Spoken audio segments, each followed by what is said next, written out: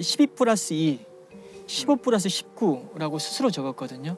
12는 이제 화성 인근에서 발생했던 살인 사건, 2는 이제 청주에서 자신이 저질렀던 사건, 그리고 성폭행 사건도 기수와 미수를 구분해서 15 플러스 19이라고 했거든요. 처제 살해 이후에 이제 그 이후에 지금 20년 가까이 지났는데 지금 자신이 저지른 범행의 숫자를 이렇게 기억하고 있다는 건 뭘 의미할까? 이춘재 연쇄살인 사건에 대해서 말씀을 드리려고 하는데요. 사실 모든 것은 그 86년 1월에 이춘재가 군대를 제대하면서 부터 시작이 돼요. 2월부터 9월 사이에 사실은 연쇄 성범죄가 그 화성 수원 일대에 발생을 하는데 그 질문 중에 특이했던 게 네 서방 뭐해라는 걸 이제 피해자들한테 물어본다는 거예요. 그때 뭐해라는 게 지금 뭐 하고 직업이 있느냐인지 뭐. 직업이 뭔지 서방 직업이 뭔지. 뭐냐, 뭐 하는 사람이냐라고 하면서 그래서 서방이라는 표현 자체가 이제 들어간 게 굉장히 특이하기 때문에 아 이게 동일범이구나를 이제 판단할 수 있는 근거 중에 하나가 된 거죠. 이게 86년 2월부터 9월 사이인데 이제 첫 번째 1차 살인 사건이 86년 9월에 발생을 하게 돼요. 굉장히 폭력적이면서 피해자를 비하하고 모욕하는 그런 특성들이 공통적으로 나타나거든요. 피해자가 70대 여성이고요. 목초지에 유기된 채로 이제 발견이 되고 이때는 이제 액살이라고 해서 맨손으로 목을 졸라서 죽이는 그 살해 방법이 나타났는데 이제 성범죄의 흔적이 있었어요. 그런데 1차 사건이 있고 나서 바로 다음 달 86년 10월에 2차 사건이 발생을 하는데 역시나 목졸라 살해하는 이제 액살의 방법을 썼는데 그런데 이제 피해자가 칼로 4번이나 찔린 흔적이 나타났거든요. 그러니까 이런 가학성이 굉장히 두드러지는 사건들이 계속 발생을 하는 거죠. 그러면서 3차, 4차 사건이 86년 12월 그 한 달 안에 이제 2번이 일어나요. 86년에만 석 달 새 대한읍과 정남면 일대에서 4차례나 부녀자 피살 사건이 발생했고 부인들도 그냥 댕길 수가 없대요. 마음대로 태어나지고 그냥 그런 일이 자꾸만 일어나니까 마음을 놓고 댕길 수가 없습니다. 이제 이춘재 살인의 특성으로 끈으로 이제 사람을 살해한 교살의 특성도 그 중에 하나인데 이 3차 사건에서 처음 교살의 특징이 나타나고요.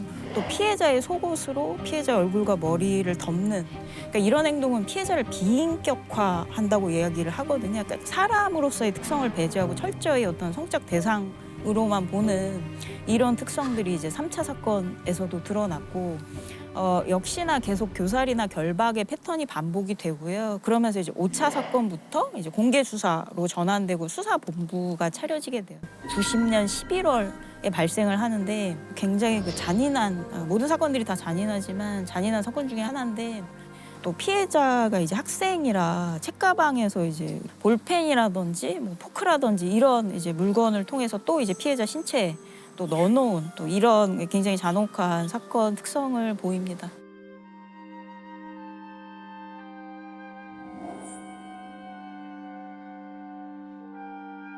근데 기억하시겠지만 2019년에 이제 갑자기 뉴스 속보가 나오잖아요. 그러면서 그 과거에 그 경기 서남부 연쇄 살인 사건에서 남아있는 이제 증거물들과 이춘재의 DNA가 일치한다. 이제 이런 속보가 나왔죠.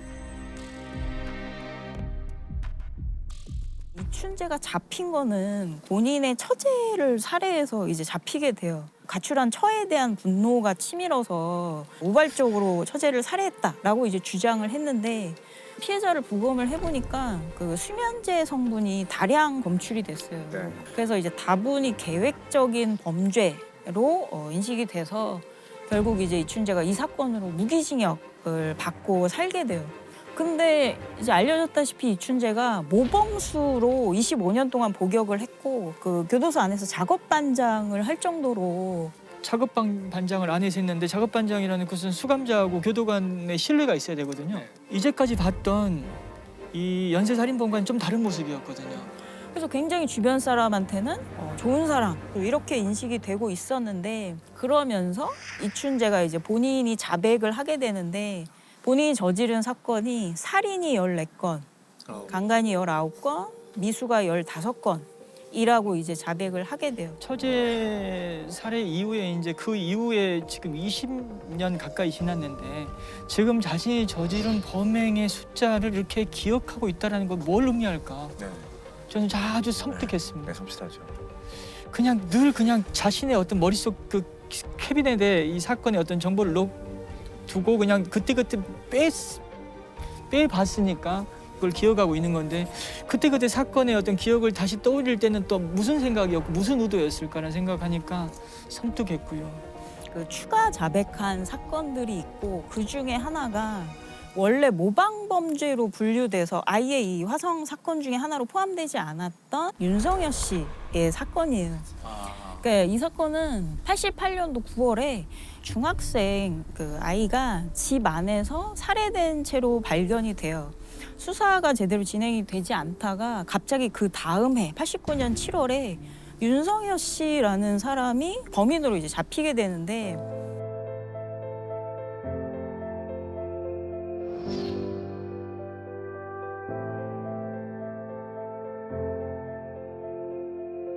경찰에서 혹시 조사받는 과정에서 무리한 경찰의 요구 같은 거 없었어요? 요거는 무리한 건 없습니다. 순순히 그냥 자의에 작업을 하게 된 겁니까? 네.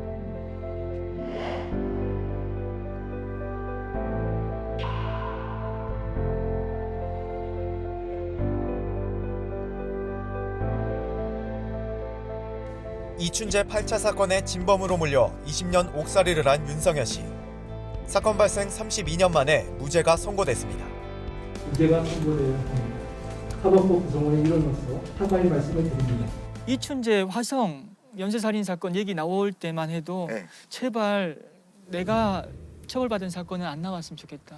윤성현 씨가 그렇게 예, 그렇게 생각을 생각했습니다. 왜냐하면은 지금 다니고 있는 직장도 살인 사건으로 복역했다라는 사실 다 숨기고 들어갔는데 이거 밝혀져 버리고 알려져 버리면 이제 직장 그만둬야 되고 다시 이제 길거리로 내몰리는 상황이 되니까 제발 안 나왔으면 좋겠다라고 했다는 겁니다. 네, 너무 마음이 아팠던 게 그러니까요. 그 윤성여 씨가 이춘재한테 고맙다고 얘기를 하셨어요. 예. 사람들이 오해하는 게 뭐냐면은 윤성여 씨가 초등학교를 못 나왔고 또 소아마비 장애가 있다 보니 살인의 추억이라는 영화에 나오는 백광호하고 좀 그렇죠. 예. 비교하면서 보는 분들이 꽤 있는 것 같은데요. 네. 절대 그렇지 않습니다. 그러니까 이춘재가 저지른 범죄 때문에 본인이 억울하게 옥살이한 건 맞지만 이춘재가 자백하지 않았다면 절대 자기는 이 누명을 벗을 수 없었다. 그래서 이춘재가 고맙다. 그렇게 판단하세요. 사실 그분한테는 자신의 진정한 가해자는 국가 권력이잖아요.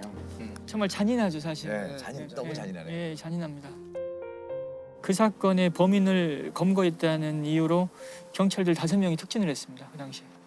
근데 특진 직후에 이제 그 초등생의 소지품이 발견된 거죠. 이게 89년 7월에 초등학생이 실종된 사건이고 30년 동안 실종된 걸로 알고 있었어요. 그런데 이번에 이춘재가 자백을 한 거예요. 자기가 그 사건을 저질렀다고. 그러면서 이제 이춘재가 얘기하는 거는 자기는 시신과 피해자의 소지품을 함께 그냥 근처 수풀에 유기했다. 이렇게 얘기를 했어요. 근데 문제는 그러니까 동네 주민들이 이 소지품을 보고 경찰에 신고를 했는데 그게 가족분들한테 통보가 안 된 거예요. 그래서 이 가족분들은 30년 동안 이런 소지품이 발견됐다는 걸 모르고 실종 사건으로 이제 알고 계시다가 숨기려고 했습니다.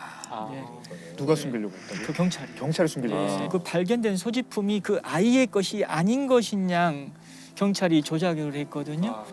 그래서 너무했다, 진짜. 정말 잔인하죠, 사실. 네, 너무 잔인하네. 예, 잔인합니다.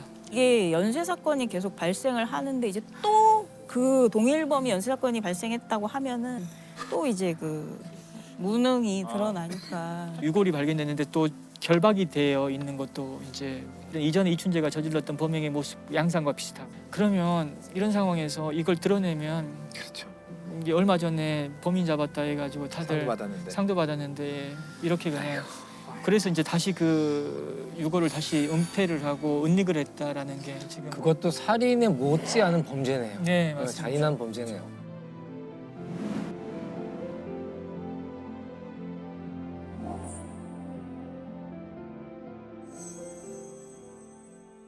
지금 이 사건은 그 진아이 진실 화해를 위한 과거사 정의위원회에서 조사 대상 사건으로 결정을 했거든요. 그래서 화성에서 벌어졌던 12건의 사건으로 인해서 억울하게 죽임을 당한 피해자와 유가족, 또 용의자로 몰려가지고 뭐 가혹한 수사를 받으신 분들의 피해 사례를 지금 접수를 받았고요. 네네. 그 조사를 진행하고 있습니다. 이런 분들의 정말 한은 풀어줘야 되는 것 아닌가. 그게 진정한 이춘재 사건의 종결 아닐까라는 생각이 들어서요.